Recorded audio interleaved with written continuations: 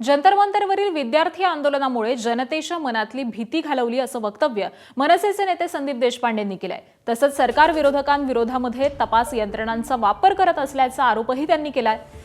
त्यांनी पंतप्रधान नरेंद्र मोदींच्या व्हिडिओवरून देखील भाष्य केलेलं आहे।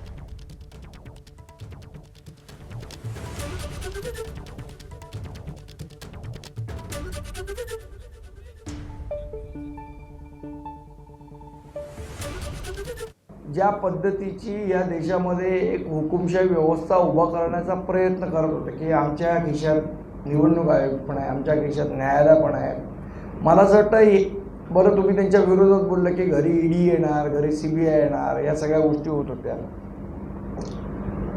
या तरुण मुलांनी लोकांच्या मनातली भीती घालवली आणि मला असं वाटतं पत्रकारांच्याही मनातली घालवली।